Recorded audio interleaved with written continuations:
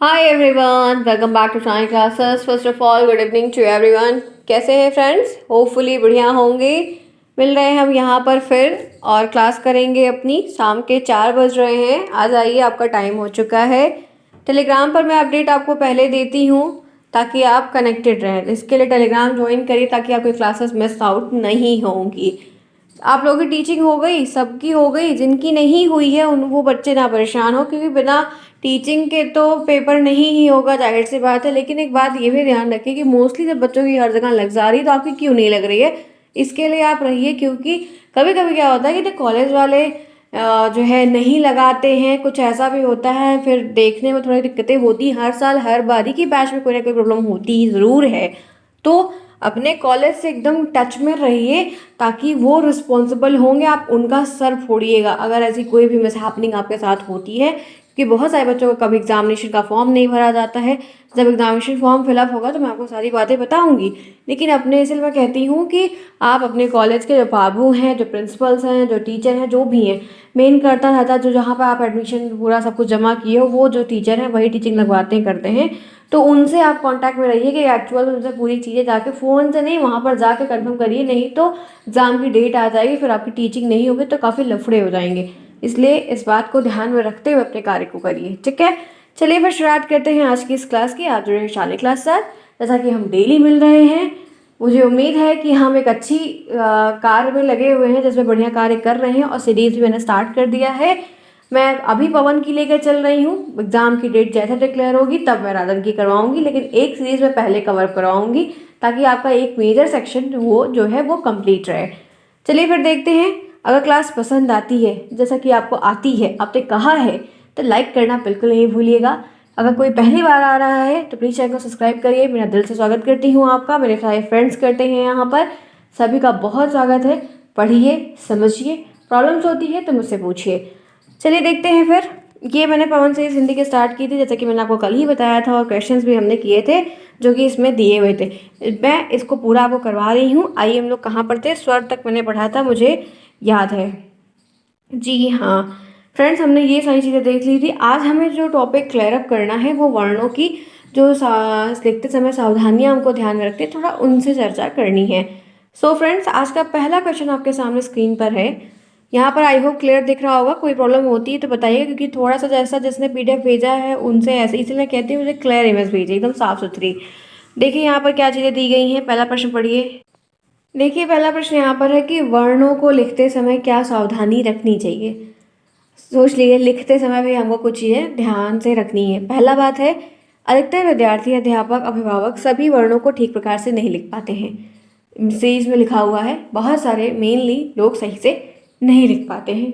जो वर्ण ठीक प्रकार से नहीं लिख पाते हैं, लिखने में गलती करते हैं, वो गलतियाँ क्या हैं वो हम जानेंगे। पहली गलती है छोटा बड़ा ओ अंक आ था से थर्मस धा भा को ध्यान से देखें तो ये सभी वर्ण ऊपर की ओर खुले हैं। हाँ, अब देखिए ये जो सिरों रेखा लगी हुई है ये आधे था पे लगी हुई है, आधे था पे है, आधे आ पे है, पूरा नहीं। सिरों रेखा जो होती है, ये जो लाइन होती है, इसको सिरों रेखा कहते हैं। ये ऊपर की ओर खुली हुई है। विद्यार्थी इन वर्णों को लिखते समय उनके ऊपर पूरी लकीर खींच देते हैं, और जब हम उनको लिखते हैं तो हम उनसे, यहाँ पर था एग्जैक्टली जो लिखा है वो कुछ इस तरीके से लिखा है, लेकिन जब व्हेन वी राइट तो हम पूरा खींच देते हैं। खींचते हैं कि नहीं? हम पूरी लकीर खींच देते हैं। था के ऊपर पूरी लकीर खींच देने से वो या बन जाता है, और जब कभी भी हम धा के ऊपर पूरी लकीर खींच देते हैं तो वो धा नहीं रह जाता, वो घा बन जाता है, घा से घर। तो ये एक छोटी सी मिस्टेक है जो सिरों रेखा के द्वारा हमारे द्वारा की जाती है। हमने घा भी पढ़ा है, हमने धा भी पढ़ा है, हमने या भी पढ़ा है, हमने था भी पढ़ा है, बट सिर्फ सिरों रेखा की गलती से हम एक बहुत बड़ी मिस्टेक कर देते हैं, और वो फिर पूरा शब्द जो है वो गलत होके एक अलग अर्थ देता है। पहले गलती। दूसरा यहाँ पर है खा को रव लिखा जाता है। खा को जब हम लिखते हैं तो कुछ इस तरीके से लिखना चाहिए, थोड़ा पास पास एकदम, लेकिन रा भी ऐसे होता है और वा भी ऐसे। जब आप कभी ऐसे लिखेंगे तो इसको पढ़ने में बड़ी दिक्कत होगी कि आप इसको खा पढ़ रहे हो कि रव पढ़ रहे हो। तो खा को रव लिख दिया जाता है, जो कि वर्ग ना वर्ण ना रहकर शब्द बन जाता है, क्योंकि खा एक वर्ण है और रव एक शब्द है। तो इससे क्या होता है कि ये दोनों मिस्टेक हो जाती है। तो दो गलतियाँ। तीसरी गलती जो सभी सामान्यतः करते हैं वो है घा को ऊपर से बंद करके धा खुला रहना चाहिए। हम कभी कभी क्या करते हैं कि हमें घा लिखना है तो हम जो है आधा ही कर देते हैं, कभी नहीं, फिर सिरों रेखा खींचते हैं तो दोनों में कन्फ्यूजन होती है। ठीक, फिर छा को गोलाई के रूप में लिखना चाहिए, नहीं तो 6 अंक जैसा प्रतीत होता है। जो छा से छतरी होता है वो कुछ इस तरीके से, बहुत सारे लोग ऐसे ऐसे लिख देते हैं, अलग अलग तरीके से, बहुत सारे लोग को देखिए वैसे, लेकिन पूरा प्रॉपर लिखने का तरीका कुछ इस तरीके से होता है। और देखिए यहाँ पर ऐसा लिखा गया, ये कुछ ऐसे ऐसे बनाते हैं, ये हम नहीं बनाते, हम तो यही वाला बनाते हैं। तो वही चीज़ है कि अगर आप छा को भी प्रॉपर तरीके से नहीं लिखते हैं तो वो हमारा 6 अंक जो होता है, 6 गिनती, उसके जैसा कुछ प्रतीत होता है। तो ये अभी तक हमने 4 गिनतियाँ बताई, सॉरी 4 गलतियाँ बताई। आपको प्रश्न बनेगा, ये प्रश्न आता है, 100% आएगा, लिखा रहेगा कि वर्णों को लिखते समय होने वाली कौन कौन सी सावधानियां ध्यान रखनी चाहिए। तो कोई 2 सावधानियां आप लिखिए। आपके ऐसे प्रश्न लिख के आएगा, कोई 2 लिखिए, कोई 3 लिखिए, या 2-3 ना लिख के सावधानियां लिखिए। तो ये 3-4 है जो कि काफ़ी बड़े बड़े तरीके से दी गई है, आपको इसको साधारण तरीके से लिखना है। तो पहली गलती हमने क्या बताई कि हम सिरों रेखा खींच कर गलत कर देते हैं, पहला गलती। दूसरा गलती मैंने आपको क्या बताई कि छा और छा वाली एक गलती मैंने आपको 2 बताई, और ये सिरों रेखा वाली तो एक ही गलती। और तीसरी गलती मैंने आपको जो यहाँ पर बताई वो रव और खा लिखने की, तो जो कि 3 हो गई, जो कि आपके दिमाग में याद हो जानी चाहिए। क्लियर, आगे बढ़िए। इसी के साथ देखते हैं, था के ऊपर वही ऊपर से बंद कर देते हैं, घा के ऊपर, भा के ऊपर भी वही है, भा को अगर आप बंद कर दो तो माँ जैसा प्रतीत होता है। इसी प्रकार से न, र, ल, श, ह को भी ध्यान से लिखना चाहिए। तो लिखते समय वर्णों को हमें ध्यान से लिखना चाहिए, जो कि हम सामान्यतः गलत करते हैं। तो ये भी प्रश्न बहुत अच्छा था, और इसमें 3 गलतियां मेन थी जो मैंने आपको बता दी। आइए दूसरा प्रश्न देखते हैं, उच्चारण स्थान के आधार पर व्यंजनों का वर्गीकरण। उच्चारण स्थान यूपी टेट की क्लास में हिंदी में बहुत बढ़िया बताया है, और आपकी इस क्लास में भी मैंने बहुत बढ़िया बताया है। आप दोनों जगह से देख के कार्य को कर सकते हैं। उच्चारण स्थान की अगर हम बात करते हैं तो यहाँ पर देख सकते हैं कि उच्चारण स्थान अर्थ के आधार पर उसको 2 कैटेगरी में बांटा गया है। एक सघोष में बांटा गया है, एक अघोष में। किसमें? एक सघोष में और वह अघोष में। सघोष व्यंजन किसे कहते हैं? एक छोटी सी परिभाषा लिखने को आ सकती है, नहीं आती है अगर तो आपको नेक्स्ट सेमेस्टर में आएगी, उसमें भी नहीं आती है, टेट में आएगी, सुपर टेट में आएगी, परिभाषा नहीं आएगी, उसमें जो उदाहरण रहेगा वही आपको छांटना रहेगा कि निम्नलिखित में से सघोष वर्ण कौन सा है, निम्नलिखित में से अघोष वर्ण कौन सा है, जो कि आपको पहचानना होगा। पहचानेंगे कैसे? जब आप डेफिनेशन से क्लियर रहेंगे। सघोष व्यंजन क्या होता है, ध्यान से सुनिए। सघोष वे व्यंजन हैं जिनमें व्यंजन का उच्चारण उस समय तक समाप्त नहीं होता है जब तक जीवा उस स्थान पर पहुंचती है जहां से व्यंजन का उच्चारण होता है। इसके 2 भेद होते हैं, एक पूर्ण सघोष होता है, एक अपूर्ण, यानी कि एक आधा एक पूरा। जैसे छोटा, बड़ा, छोटी, बड़ी, ऊ, ई, रे, रे, रो, गा, ग, झ, ढ, भ, थ जो भी दिया गया है। अपूर्ण घोष में घोष जारी नहीं रहता है, यह घोष उच्चारण के आदि और मध्य व अंत में भाग में होता है। और उच्चारण स्थान की दृष्टि व्यंजन ध्वनियों को भी काफ़ी मतलब जो व्यंजन ध्वनियाँ होती हैं उनको भी कई ध्वनियों के हिसाब से बांटा गया है। अभी हम पहले पूरा पढ़ते हैं, फिर मैं आपको इसका एक एनालिसिस बता दूंगी ताकि आपको प्रॉब्लम नहीं होगी।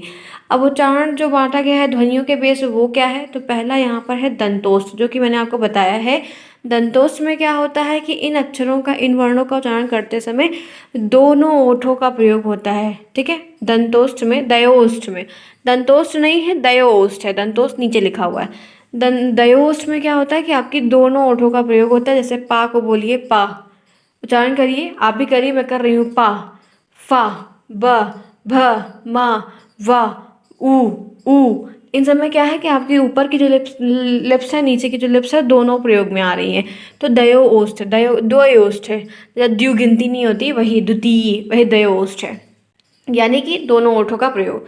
उसके बाद इसमें बड़ा छोटा आ जाएगा। अब मतलब उसके बाद देखो, बड़ी ई में, दंतोष्ठ में, इन वर्णों का उच्चारण करते समय ऊपर के दांत और नीचे के ओठ का प्रयोग होगा, वा और फा। आप बोल कर देखिए, ऊपर का जो दांत है वो और नीचे का ओठ, इन दोनों के मिलने से आपका ये दंतोष्ठ का उच्चारण होगा, जिसमें वा और फा आ रहा है। तीसरी बात करते हैं छोटी ई की, जो दंत से है। जिन व्यंजनों के उच्चारण में जीवा के दांतों पर, जीवा को दांत पर लगाना हो, लगता है, तो वो दंत कहलाता है। जैसे ता वर्ग पूरा दंत से होता है, ला और सा इसके अंतर्गत आता है। और ये कंठ है। फ्रेंड्स, एक बात मैं आपको यहाँ पर ये पढ़ा रही हूँ और बताना चाहती हूँ कि आज मैं पवन सीरीज जितना शायद मैंने फर्स्ट सेमेस्टर 2021 बैच के बच्चों को करवाया था, लेकिन ये बड़े वाले प्रश्न नहीं करवाए थे। ठीक है, क्योंकि मेरा फर्स्ट टाइम का एक्सपीरियंस था, मैं नहीं कर पाई थी, नहीं हो पाया था मैं, क्योंकि पहली बार चीज़ें नहीं हो पाती। मैं आपके साथ ये चीज़ करवा रही हूँ। शायद मैंने आपके साथ ये पहली बार इस सीरीज़ में चीज़ पढ़ी है, रखी हुई है, आज भी मेरे पास पढ़ी हुई है, बट मैंने नहीं पढ़ा क्योंकि ये बहुत टफ लग रहा है, याद ही नहीं हो रहा है, समझ में नहीं आ रहा प्रॉपर तरीके से। मैंने इसके लिए आपको एक सूत्र बताया है, जो कि संस्कृत में भी बताया है और वैसे भी कई बार बताया है। अकु विसर्जनिया नाम कंठा, ईचु ऐसा नाम तालु, रीटु ऐसा नाम मूर्धा, वकारो दंतोष्ठा, औदुतो कंठटालु। एक बार अगर आपने अपनी लाइफ में ये सूत्र को पढ़ लिया, जो कि संस्कृत में लिखा हुआ, और पूरे उसकी लाइन का सूत्र का मतलब समझ जाओ, तो आपको इसमें से कभी पढ़ने की ज़रूरत नहीं पड़ेगी। वो आप इतना बढ़िया कर लोगे कि आप कभी कंफ्यूज नहीं हो। जब तक मुझे वो नहीं पता था, मैं बहुत परेशान थी, और उसकी जानकारी मुझे यूपी टेट में हुई थी, मेरे डीएड के कोर्स के दौरान मुझे नहीं हुई थी, न कॉलेज में बताया गया था, और न ही कोई इतना कुछ खास था जो उस वक्त मैं करती थी, जिसका मैं बहुत झल्लाई भी थी कि मुझे गुस्सा आती थी कहाँ फंस गई मैं। बट मैं जब टेट की तैयारी की, तब मैंने ये सारे सूत्रों और आज तक वो सूत्र मुझे कभी भूला नहीं। ठीक है, तो ध्यान रखिए, जैसा आपकी सीरीज में दिया है हम आपको पता है। मैं बात ये क्लियर इसलिए कह रही हूँ कि जिन बच्चों ने नोट्स वगैरह ली है, और आप लोग को भी मैंने ली है नहीं ली है वो फ़र्क नहीं पड़ता, लिखवाया पढ़ाया भी है, उसमें भी दिया हुआ है। तो अगर आपने नहीं पढ़ा है, नहीं देखा है, तो देर मत करिए, जाइए पढ़ लीजिए, राज सर से कांटेक्ट करिए, लेकर अपनी पढ़ाई में करिए, हेल्पफुल होगा ये आपको। चारों सेमेस्टर की नोट्स आपको रिपीटेड के काम में आएगी, ये मेरी गारंटी है। ठीक है, चलिए आगे। अब देखो, ये तालव्य का वही दिया है, जिसका तालु को स्पर्श करते हैं ईचु ऐसा नाम तालु, छोटी बड़ी ई भी आ जाएगा, चावर का आ जाएगा, या और शाह आ जाएगा। मूर्धन है, जिन वर्णों का उच्चारण मूर्धा में लगने से होता है, जैसे टावर का आ जाएगा, री आ जाएगा, और रा और षटकोण वाला सा आ जाएगा। रीटु ऐसा नाम मूर्धा। अब ये मुझे ऐसे याद है, इनको ऐसे याद करने की क्या होता है, बनाकर तुम खुद ही लिख देंगे। जीवा मूली में क्या होता है, जिन वर्णों के उच्चारण में जीवा के मूल का स्पर्श होता है उसको जीवा मूली कहते हैं। क ख ग घ, ये 3 हो गए। अघोष व्यंजन, अब वहाँ पर हमने सघोष पढ़ा, अब हम अघोष पढ़ते हैं। ये क्या होता है, अघोष व्यंजन वे व्यंजन है जिन वर्णों के उच्चारण में नाद का प्रयोग नहीं होता है और वायु को निकलने में कोई प्रयत्न नहीं करना पड़ता, मतलब जिसमें हमें बहुत संघर्ष नहीं करना पड़ता है, बहुत जोर नहीं लगाना पड़ता है, वो हमारे अघोष व्यंजन कहलाते हैं। ये मैंने यूपी टेट की क्लास में बहुत अच्छा आपको बताया है।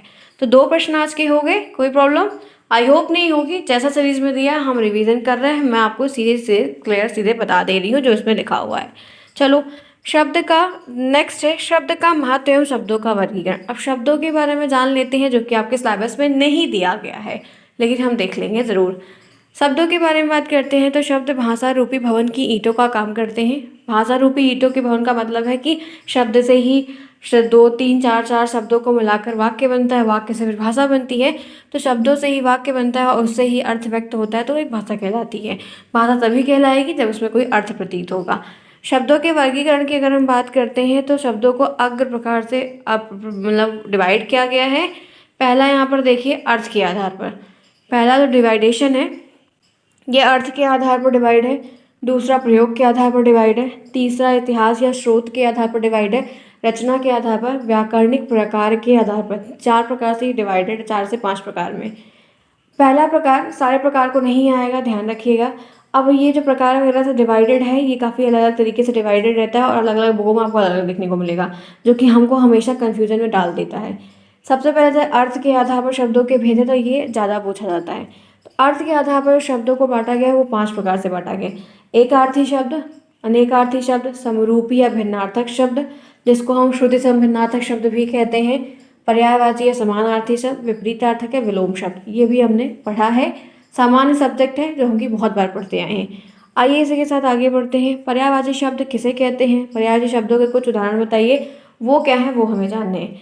तो ऐसे भिन्न शब्द जिनके अर्थ एक जैसे होते हैं। ठीक है, अर्थ हमें एक जैसा रहता है, उसको हम पर्यायवाची शब्द कहते हैं, समानार्थी शब्द कहते हैं। जैसे अग्नि को हम अनल भी कहते हैं, अग्नि को हम आग भी कहते हैं, ज्वाला भी कहते हैं, पावक भी कहते हैं।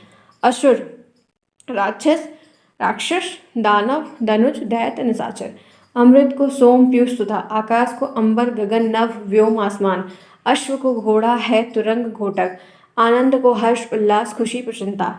इच्छा को आकांक्षा, मनोरथ, कामना, चाह। ईश्वर को प्रभु, परमात्मा, भगवान, ईश, परमेश्वर। इंद्र को महेंद्र, शुरपति, सुरेश, देवराज, देवेश, देवेंद्र। गंगा को जाह्नवी, जहानवी, देव नदी, ये गंगा वाला काफ़ी ज़्यादा आता है, ध्यान रखिएगा। गंगा, देव नदी, सुरसरी, त्रिपदगा और सुर नदी। चतुर को कुशल, निपुण दक्ष। चंद्रमा को शशि, चंद्र, राकेश, चांद, मयंक, इंदु। जल को पानी, नीर, वारी, सलिल। फिर पृथ्वी को धरा, वसुधा, मही, भूमि, धरती। सूर्य को भानु, रवि, दिनकर, दिनेश, दिवाकर। उसके बाद सिंह को मृगराज, वनराज, केहरी और पंचानन। तो ये हैं समानार्थी शब्द, जिसको हम पर्यायवाची शब्द भी कहते हैं।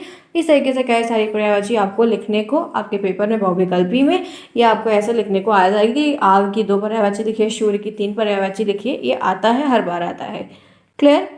आगे बढ़े इसी के साथ। Any problem anyone? I hope नहीं होगी। क्लास पसंद आ रही है तो पहले फटाफट अब लाइक करो। चलो, टाइम पर आने का प्रयास करो। मैं टाइम पर हूँ तो आप टाइम पर होने चाहिए ना। अगर ऑफलाइन ये क्लासेस होती फिर मैं पर्टिकुलर अटेंडेंस डेली का लेती कि बच्चे कहाँ हैं, तो ये बात गलत है। ऐसा समझ के चलिए कि आप मुझे पेड कोर्सेज पढ़ रहे हैं, आप मेरे साथ आते हैं, मुझे फीस देते हैं, प्रॉपर तरीके से पढ़ते हैं, तो आपके दिमाग में ये धारणा बैठ जाएगी ना, तो आप बिना मेरे को कहने की ज़रूरत ही नहीं पड़ेगी कि आओ टाइम पर। ठीक है, ध्यान रखो फ्रेंड्स, चीज़ें अच्छी हो जाएंगी। आपके एग्ज़ाम के लिए करवा रही हूँ। आप इतने सारे फ्रेंड्स मेरे साथ जुड़े हुए हैं जो कि मैं कभी नहीं जानती थी कौन है आप लोग, क्या हैं, कहाँ से हैं, लेकिन हेल्प तो आपकी कर रही हूँ, तो इस बात को ध्यान रखिए। चलें आगे। कर दिया सभी ने? आई होप कर दिया होगा, क्योंकि आप लोग के लाइक्स बड़े कम आते हैं, आप लोग पूरे लोग कमेंट भी नहीं करते हैं। आप लोगों ने बताया, मैंने आप लोग से पूछा था कि सीरीज जो मैंने पढ़ाई स्टार्ट मैंने किया, एक अच्छा मतलब आपका पूरा कवर अप करवाना है, रिवीजन कर रहे हैं, बट बहुत कम रिस्पांस मुझे देखने को मिलेगी। क्लास कैसी लगी? तो कैसी लगी क्लास, ये आपको अपने एक्सपीरियंस को ज़रूर शेयर किया, क्योंकि उससे मुझे मोटिवेशन मिलता है कि अच्छा इस बच्चे को यहाँ पर दिक्कत हो रही है, तो बच्चों की काउंटिंग होती है, किस बच्चे को कितनी में ज़्यादा दिक्कत हो रही है, तो उसको हम पहले करवाते हैं। तो इस चीज़ को ध्यान रखा करिए, ठीक है। चलिए आगे आइए। अब और भी यहाँ पर है, ये 2019 से पूछा हुआ शब्द है। अश्व का, आँख का, समुद्र और सूर्य का एक एक समानार्थी शब्द लिखना है। तो ऐसे ये एक एक लिखा है, 2 2 3 3 ऐसा पूछा जाता है। आँख का नयन होता है, नयन, बड़े नयन हैं आपके, सुंदर सुंदर। समुद्र का सागर है, सूर्य का रवि है और अश्व का घोड़ा है। आगे चलते हैं इसी के साथ। क्लियर है? एक सिंपल सा प्रश्न है जो कि आपने यहाँ पर कर लिया, और इसी तरीके से बहुत सारे प्रश्न आपको करने को मिलेंगे, अलग अलग पर्यायवाची, टफ भी आती, आसान भी आती है। चलिए आगे। अग्नि, अमृत, गंगा और गुरु का एक एक समानार्थी लिखो।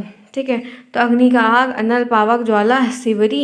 ठीक, अमृत का सुधा, पीयूष, सोम, अमी। गंगा का भगीरथी, सुरनदी, देवनदी और नदीश्वरी। गुरु का आचार्य, अध्यापक, शिक्षक और उपाध्याय। तो ये आपको समानार्थी शब्द हो गए। तो हमने कई सारी पर्यायवाची को आज देख लिया। अगर बात करते हैं नेक्स्ट प्रश्न की, विपरीतार्थक और विलोम शब्द किसे कहते हैं, तो देखिए, जो शब्द एक दूसरे का विपरीत अर्थ प्रकट करते हैं, व्यक्त करते हैं, उन्हें हम विलोम शब्द या विपरीतार्थक शब्द कहते हैं। जैसे अंधकार है तो अंधकार का क्या होगा? उजाला होगा, प्रकाश होगा। यश है तो अपयश होगा, गर्मी का सर्दी, अपना का पराया, राजा का रंग, चतुर का मूर्ख, अनुकूल का प्रतिकूल, विष का अमृत, कायर का वीर, अमृत का विष, रात का दिन, घृणा का प्रेम, आदि का अंत, रक्षक का भक्षक, जय का पराजय, आरंभ का अंत है, समीप का दूर है, दाएं का बाएं, अमीर का गरीब, सेवक का स्वामी, धर्म का धर्म, आय का व्यय, बुरा का भला, दुर्लभ का सुलभ, सुलभ ऊंच का नीच, धनी का निर्धन, स्वतंत्र का बर्तन, आलसी परिश्रमी, देना लेना, साथ लेना, उपकार अपकार, उपकार अपकार, जड़ चेतन, विष अमृत, अनुकूल प्रतिकूल, चतुर मूर्ख, राजा रंग। ऐसा याद करना चाहिए। ठीक है, हर्ष का शोक है, हर्ष का शोक, ऊंच का नीच, धनी का निर्धन, बुरा का भला, आय का व्यय, उचित का अनुचित, हार का जीत, मूर्ख का पंडित, एकता का नेकता, पाप का पूर्ण। तो ये कई सारे विलोम शब्द हैं जो इस तरह से बहुत सारे आपको बहुत से एग्जाम में आएंगे। नेक्स्ट देखिए, हिंदी भाषा में प्रयुक्त होने वाले किन्हीं 4 विराम चिन्हों का प्रयोग का नाम लिखिए और उदाहरण से बताइए। तो किन्हीं 4 का मतलब है कि कई सारे विराम चिन्ह 14-15 मैंने आपको बताए हैं, जो भी उसमें से विराम चिन्ह आपको याद हो वो आप उसकी परिभाषा लिख दीजिए। ये 2 नंबर का प्रश्न है, आपको जान ही रहे हैं आप। तो 3-4 पूछा है तो 2-2 लाइन का डेफिनेशन लिखिए और उसके 2-2 एग्जाम्पल दे दीजिए, बहुत हो जाएगा। तो ये 2019 से पूछा गया है जो कि आ सकता है। विराम चिन्ह से आप क्या समझते हैं? एक परिभाषा आपसे ये पूछी जा रही है और कुछ विराम चिन्हों का उल्लेख कर दीजिए। तो ये भी प्रश्न बन सकता है। तो विराम चिन्ह किसे कहते हैं, उनकी परिभाषा लिख दीजिए और कोई एक विराम चिन्ह का प्रयोग लिख के उसका उदाहरण लिख दीजिए। तो आपका काम बन जाएगा, 2 नंबर आपको आसानी से मिल जाएंगे। ठीक है, यहाँ तक क्लियर है? कोई प्रॉब्लम किसी को? चलिए फिर आगे बढ़ते हैं, इसी के साथ देखते हैं क्या यहाँ पर दिया गया है। एक सेकेंड, मुझे लग रहा है कि पेजेस में कुछ चेंजेस हुए हैं, किसी ने पूरा प्रॉपर नहीं भेजा। कोई बात नहीं, ये एक प्रश्न है, ध्यान रखिएगा, जो कि आप लोग कर सकते हैं काफ़ी अच्छे से। विराम शब्द का मतलब रुकना होता है, जहाँ पे हमें कहीं रुकना हो तो वहाँ पर हम इनका प्रयोग करते हैं। तो यहाँ पर कुछ उदाहरण दिए गए हैं, वो देख लेते हैं। विराम चिन्ह की परिभाषा आप लोग देख लेना, वैसे भी आप लोग को याद होगी, ठीक है। आज बताना सभी लोग। तो देखो, ये पंडित को शॉर्ट फॉर्म में ऐसा लिखते हैं, ठीक है, जो कि आपका संक्षेप सूचक विराम चिन्ह है, ये कह सकते हैं। डॉक्टर को शॉर्ट फॉर्म में ऐसे, टीवी को ऐसे, बीवी को ऐसे, प्राइवेट लिमिटेड को ऐसे, उत्तर प्रदेश को ऐसे, ये शॉर्ट फॉर्म में है। अब आगे चलते हैं, इसी के साथ कुछ उदाहरण और है, वो देखते हैं। अवतरण और उद्धरण चिन्ह को उदाहरण सहित बताइए। तो इसके दो रूप होते हैं, एक दोहरा होता है, एक इकरा होता है। जैसे इंग्लिश में कहते हैं कि सिंगल इन्वर्टेड कॉमा और डबल इन्वर्टेड कॉमा। तो डबल इन्वर्टेड का मतलब दोहरा, सिंगल का मतलब इकरा। तो लेखक या वक्ता के कथन को यथावत उद्धृत करने में इसका प्रयोग किया जाता है। लेखक हैं या जो वक्ता हैं को कथन को यथावत उद्धृत करने में इसका प्रयोग हम प्रॉपर देखिए। जैसे लेखक ने कोई बात लिखी है, वक्ता के कथन की कोई बात लिखी हुई है, तो उसको हम उद्धृत करने के लिए इसका प्रयोग करते हैं। जैसे यहाँ पर, जैसे रामचंद्र वर्मा, तो आप यहाँ पर देख रहे हैं रामचंद्र वर्मा के बाद यहाँ पर देखिए लिखा हुआ है कि बोलने और लिखने में दो बातों का महत्व सबसे अधिक है, एक तो अर्थ और दूसरा लिखने का भाव। तो यहाँ पर आप देख सकते हैं कि डबल इन्वर्टेड कॉमा यहाँ पर लगा हुआ है, ये बोलने से पहले, और ये यहाँ पर। तो आपको ध्यान क्या रखना है कि जब लेखक या वक्ता के कथन को ज्यों का त्यों उद्धृत करना हो, लिखना हो, तो वहाँ पर हम दोहरा अवतरण चिन्ह का प्रयोग करते हैं। अगर बात कर लेते हैं इकरे की, तो उसका प्रयोग वाक्य में प्रयुक्त कवि या लेखक का जो उपनाम होता है, पाठों का जो शीर्षक होता है, पुस्तक होती है, समाचार पत्र, पत्रिकाएं आदि होती है, उनका जब कभी भी हमको नाम कहीं पर मेंशन करना है, पत्र में या कहीं भी कथन में, गद्य में, तो हम वहाँ पर प्रयोग करते हैं। जैसे कि आप देख सकते हैं कि सूर्यकांत त्रिपाठी निराला का परिमल ग्रंथ, तो निराला और परिमल देखिए इकरा उद्धरण चिन्ह का प्रयोग किया गया है। अगर दूसरे एग्जाम्पल की बात करते हैं, तो दूसरा पाठ पढ़ो जिसका शीर्षक है उत्साह, तो यहाँ पर प्रयोग किया गया है। बाल भारती बच्चों की पुस्तक है, तो बाल भारती में। तो ये है इकरे अवतरण चिन्ह का प्रयोग और दोहरे अवतरण चिन्ह का प्रयोग। आगे बढ़ते हैं, इसी के साथ बात करते हैं कोष्ठक की। ये क्या होता है, जिसको इंग्लिश में हम ब्रैकेट कहते हैं। कोष्ठक का उदाहरण सहित समझाइए क्या होता है। तो कोष्ठक का प्रयोग निम्नलिखित स्थितियों में किया जाता है। जैसे क्रम सूचक, हमें क्रम बताना होता है, तो हम वहाँ पर प्रयोग करते हैं, 1 2 3 4 ऐसा कुछ बताना हो तो वहाँ पर। या दिशाओं के, 4 दिशाओं में आप देख सकते हैं, तो इसको हम जब चारों दिशाएं एक साथ लिखनी हो तो वहाँ पर प्रयोग करते हैं, ठीक है।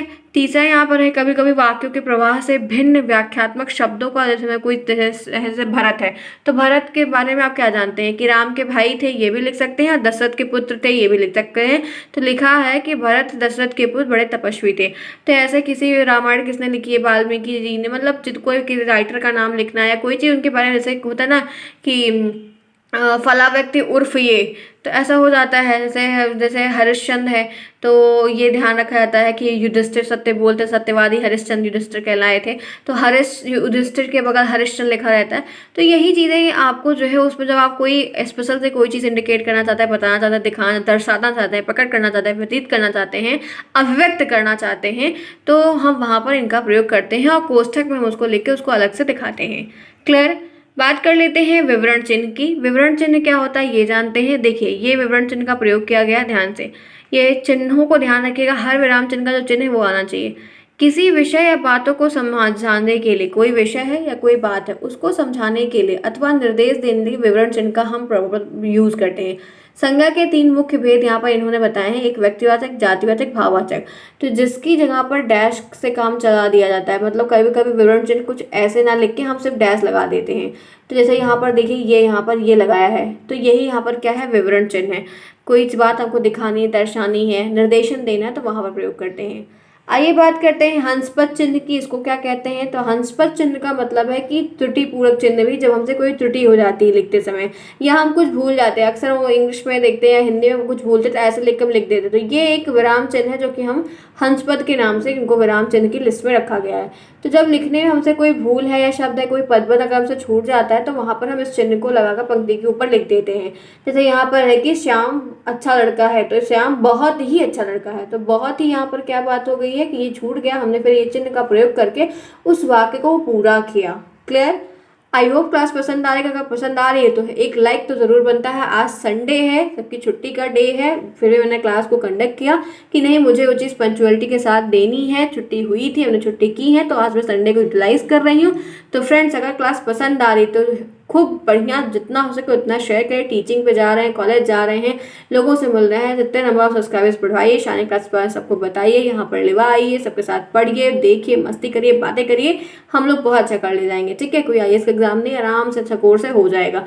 ठीक है, चलो आगे आज अब आगे बात कर लेते हैं। तो यहाँ पर है अब एक पॉइंट, नया क्वेश्चन है कि लिखने की शिक्षा के उद्देश्य बताइए। जो लिखना आप सिखा रहे हैं, लिख रहे हैं, उसकी शिक्षा का एक उद्देश्य क्या होगा। तो पहला पॉइंट है कि लिखने की शिक्षा के उद्देश्य में बालक को इस बात की योग्यता प्रदान करना, बताना, सिखाना जिससे कि वो अपनी भावना और अनुभूति को लिखकर अपने शब्दों में व्यक्त करें। एक अच्छा लेखक वही कहलाता है, या आप किसी को लिखना सिखा रहे हैं तो तभी अच्छा होगा जब वो अपनी बात को खुलकर कह पाएगा। जैसे हम अपने माता पिता से अपनी हर एक बात को खुलकर कह सकते हैं, यहाँ तक कि हम अपने दोस्तों से भी कभी भी नहीं कह पाते हैं, या बहुत सारी बातें दोस्तों से कह सकते हैं, वो माता पिता से नहीं कह सकते हैं।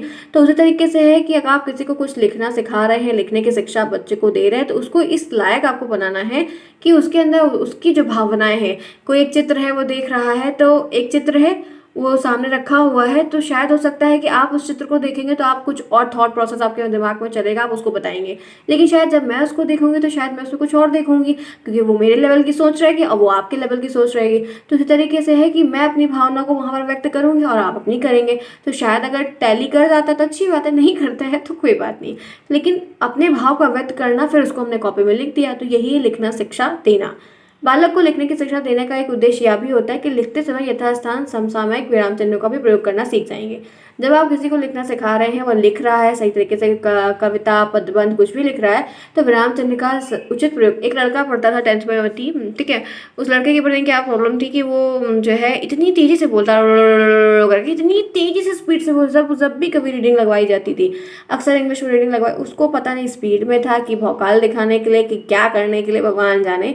और वो इतनी रुकता ही नहीं था, ना कॉमा, ना फुल स्टॉप, ना कुछ ना कुछ। अगर स्टॉप उसको बोल दिया गया कि तुम रीडिंग करो, तो वो जब तक उसको बोला जाता था रेडियो की तरफ बजता रहता था, तो वो एक गलत तरीके से रीडिंग करता था।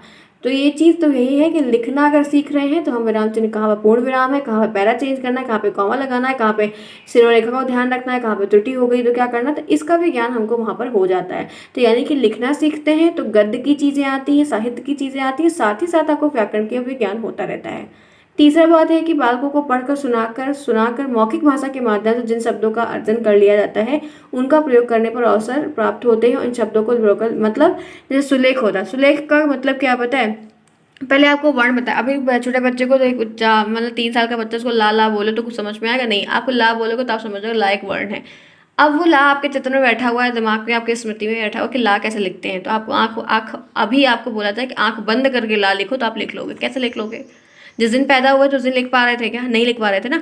तो ये लिखना सिखाने का एक महत्वपूर्ण ये भी होता है कि बच्चे उस चीज़ को जब देखें, का खा का पूरा देखें, समझें, जानते, तो थोड़ा सा मात्रा वो भी लगाना, बिन सुनकर उच्चारण को समझ कर लिखना सीखें। तो उससे भी आपकी लेखन अभिव्यक्ति भी अच्छी होती है और सुनने की स्वर्णेंदी भी अच्छी होती है और आप लिखना सीख जाते हैं। चौथा पॉइंट यहाँ पर है कि बालकों को जिस ज्ञान को प्राप्त कर लिया है, बालक जिस चीज़ को सीख लिया है, लिखित भाषा का ज्ञान कराकर उसे सुव्यवस्थित तरतमता रूप से प्रस्तुत करने की शिक्षा। मतलब अगर कुछ सीख लिया है तो उसको कैसे लिखकर बताना है, कैसे लिखकर उसका बोध प्रकट करना है, उस चीज़ को भी सिखाया जाता है। बच्चों को सुंदर, स्पष्ट, आकर्षक ढंग से लिखने की शिक्षा देनी चाहिए कि आप साफ सुथरा लिखो, कहाँ पर क्या प्रयोग करना है उसका प्रयोग करो, इस कटपिट ना हो, ऐसे भी शिक्षा दी जाती है। स्थायी साहित्य सृजन की शिक्षा प्रदान करना। एक स्थायी साहित्य की सृजन का मतलब है कि साहित्य में आप जानते हैं कवि, ऑटोबायोग्राफी, जीवनी, ये सारी चीज़ें आती हैं। तो कहीं ना कहीं हम जब ऐसा लिखने का प्रयास करते हैं तो ये सारी चीज़ों को वहाँ से सीखते रहते हैं। ठीक है, तो फ्रेंड्स आज की क्लास मैं यहाँ पर करने वाली हूँ ओवर। इसके बाद की जो ये दो तीन क्वेश्चंस हैं, फिर बहुत सारी चीज़ें और हैं तो हम डिस्कस करेंगे। आपकी ये आज आधे घंटे की क्लास यहाँ पर मैंने दी, जो कि मैंने आपकी पावन की सीरीज़ की दूसरी क्लास मैंने यहाँ पर लगाई, जिसमें लघुत्तरी प्रश्न ही चल रहा है। और मैं इसी तरीके से सभी पेपरों का जो लघुत्तरी प्रश्न, जो कि कोई नहीं आपको करवाएगा, सिर्फ आपको सब बहुविकल्पी और वही वाला करवाएंगे। लेकिन मैं आपकी सीरीज़ से जो आपने लिया है, मैंने पढ़ाया है, कोर्स भी कंप्लीट कर दिया है, आप एग्जाम से पहले कर दिया, और रिवीजन भी अपने कहे मुताबिक मैं टाइम पर कर रही हूँ, तो ये भी मैं आपको करवाऊंगी ताकि आप उस सीरीज़ से एकदम फ्रेंडली हो जाएं और अच्छे से कर पाएँ। ठीक है, पढ़ तो आप भी सकते हैं, लेकिन जब हमें कोई चीज़ पे थोड़ा सा बातें बता देता है कि क्या इंपॉर्टेंट है, क्या इंपॉर्टेंट नहीं है, तो वो चीज़ें गाइडलाइन बहुत ज़रूरी होती है और फिर हम अपने कार्य को अच्छे से कर ले जाते हैं।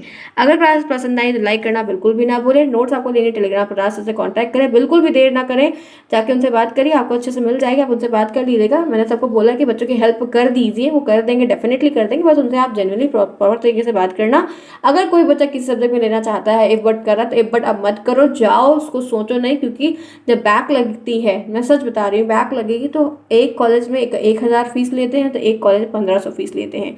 तो आप कुछ पैसे को सेव करने के चक्कर में आप अपना बहुत लॉस कर लोगे, तो ये नौबत ना आए, इससे अच्छा कि आप उस चीज़ में अपना एक स्टेप उठा लो, क्योंकि फिर आपको बहुत देखना पड़ेगा, दिक्कतें होंगी। 3 सब्जेक्ट में लग जाएगा तो पूरा सेमेस्टर बैक हो जाएगा, 2 सब्जेक्ट में लगेगा 2 फॉर्म भरोगे, ठीक है, तो 3,000 रुपये लगेगा। तो इससे अच्छा है कि ये सब होने से पहले है कि हम पहले ही एकदम प्रिपेयर रखे तैयार रहें जब गाइडेंस दी जा रही है। तो मिलते हैं फिर नेक्स्ट में, तब तक के लिए take care, bye bye, see you soon.